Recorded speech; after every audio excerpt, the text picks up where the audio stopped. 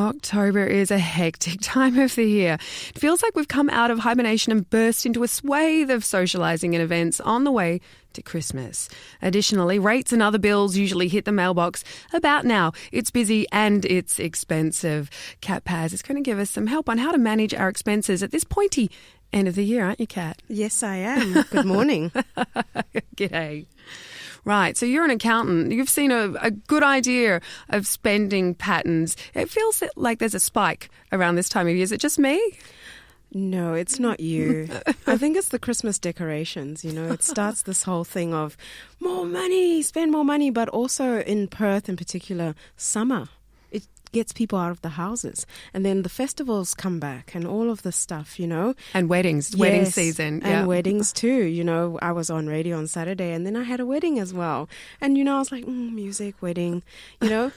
Spend money on a dress. Okay, I'll play music instead, which was fun too. But, you know, those costs, and even if you're not in the wedding, you know, there's the hassle of coming up with a dress. People feel they have to come up with a dress. But that's a personal side of things. In business, however, we spend more than we earn. You can see, imagine the spending kind of being like a runner. And spending is running a lot faster than your earning runner. You know, like those long distance marathons. That's your business. It's a long-term marathon. So what are businesses typically spending on at this time of year?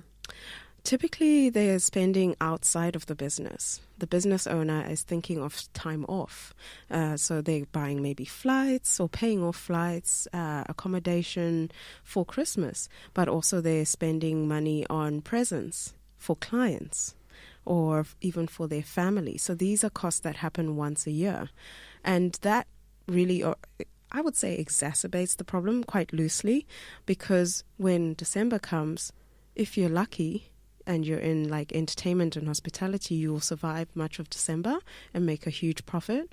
But most businesses shut down on the 24th, sometimes earlier, depending on when the 24th falls, and gets quiet. In my experience, I am quiet till about Australia Day. Yeah, all of January is just dead. It's just dead. People are gone. So from about the 24th till Australia Day, there's very little happening. But the business runner, the marathon runner, keeps running. And then the earning runner stops for a water break. Yeah, that's it. Yeah, it's all go, go, go. A lot of expenses, a lot of outgoing right up until December and New Year's, and then there's no incoming in January. No, nothing. But your rent is still due. Yeah. You know, if you have to, sometimes you have to pay your employees earlier because you're closed. You might have to pay them earlier for the time that they are away. And even so, they might be on leave when you come back. So you probably can't get much work done. And it seems better for them to be on leave than it does for them to be just sitting there waiting.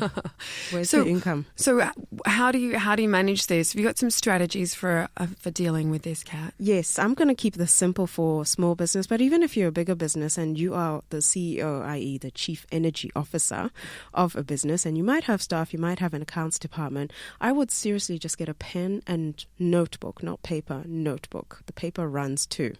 And write down your monthly commitments for the next 2 to 3 months. And that's going to cover Christmas. So I'm talking about it now because talking about it in December, it's too late. You know, maybe there's a wolf already at the door. And write down the things you need and then write down the kind of income you're possibly going to make during that time. This is the time to make those strategic decisions. And strategic doesn't mean it's someone with a tie and a degree. Strategic is informed. So when you've written down your expenses for upcoming months or weeks even, then you understand what you need, or you understand the things you need to cover now so you're not so behind when you come back. Or is there a project that you can get done by December and get that income in early? That's a great idea. Yeah. Get some income, or at least get it billed. And yes. So then they've got the 30 days or whatever it is. And it will tell you whether it's worth committing to something new as well. Like just don't agree to things if you know there's a cost involved. Don't agree to events like Christmas parties are coming up. That's another cost for businesses. So are you going to do a shared, Christmas party? Or are you going to do something drinks at the office? You know, the shared ones is where you go to a bigger venue like Crown and you buy tables. Or are you going to do something at the office? Or I guess there's another way of looking at it, because a Christmas party is also it's a team building event, really. Yes, it is. So there's ways to do a team really effective altruistic type team building events. Go and help out at a charity, and if you all go together, it's great fun. And then do something after that kind of so it feels like everyone's like bonded with everyone. You've got something to talk about, because goodness, you don't really want to sit across the table from your work colleagues. Give us something to talk about, please. And some companies do use Melbourne Cup Day as almost like the Christmas party. So if you're going to do Melbourne Cup, really learn from the lesson of Melbourne Cup to understand what's going on there. Some have what they call a social club for staff, and that helps to raise the money. But there's still lots of time to budget for these things, because your rent still needs to be paid. And the beginning of the year, there were other unforeseen issues. People's computers were attacked when they came back from their holidays by the crypto virus. So they came back and found all their files were held ransom. So I spoke about that earlier in the year, where, you have to be aware of what software you're using. And the businesses that were most hit were the ones using really archaic software. So plan for things like that, because it will most likely happen again. Why was it the best time? Computers were quiet. A virus sometimes needs time to mature and grow and to be undetected, which is what happened. People found, can't access anything. That cost of recovery is it's astronomical. You just can't even put it down in words. Yeah, absolutely. That's definitely those kind of unexpected costs are things that you do need to factor in for your costs for next year. And I guess you don't really want to be too much, I can never remember if it's in the red or in the black, like too much debt heading into the new year as well. You don't want to have to be making it up. I know it's all well and good, let's spend this money now. We can earn it back then, but it's best just we've got unforeseen costs that may crop up.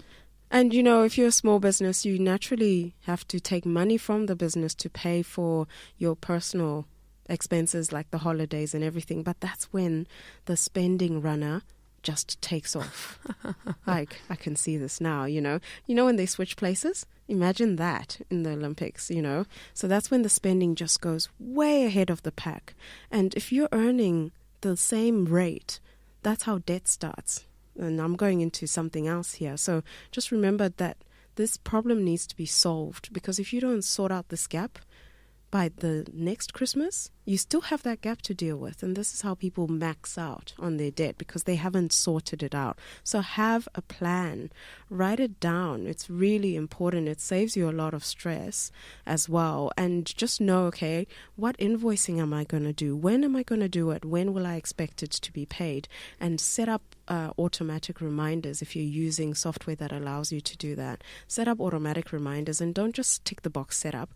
Go into your automatic invoice reminders and change the wording of those. I send one a few days before it's due. Courtesy. Hi. And then I send one when it's late, and after that. And that helps, because people are busy, and that's why I send one before it's due as just a heads up. There's just too much that we have to deal with, and just get that understanding and get a reality of what's really going to happen. Head in the sand is still not going to fix the issue. In fact, it makes it worse. So it's very important to get your invoicing out if you've got any outstanding, because also the accounts that are receiving your bill, never remember if it's accounts receivable or the accounts people at the other end are also going to be away, so there'll probably be a delay in paying your invoices. So get your invoices done ASAP for work that you've already done. Try and chase up some short-term work. Yes. So you can keep that revenue income stream happening. Yes, now. Absolutely. Start it now. If you're behind in some bills today, now's the time to clear the decks and start again. You really don't want to be in that bad place in January. But I'd really love to know what other businesses do. If they can hit us up on our Facebook page, Taking Care of Business on RTR FM 92.1, just to get an idea of when does it hurt the most. I've heard other businesses say it hurts for them around Easter, and others it's winter. Builders, or the rain really, really makes them struggle to put the foundation down, because they need a few days of good weather. Otherwise, you're building a house full of cracks. Yeah. So, yeah. It's interesting, the natural life cycle of the economy that we all go through, our own personal economies. Really interesting. Thanks so much for joining us, Kat. No problem. Thank you. Everybody, so start invoicing and start looking for short-term work that you can get some income stream in, okay? Yeah. That'd be great. You're tuned into RTRFM 92.1, the sound alternative. This is Jane on the mag. Time is now 10:39.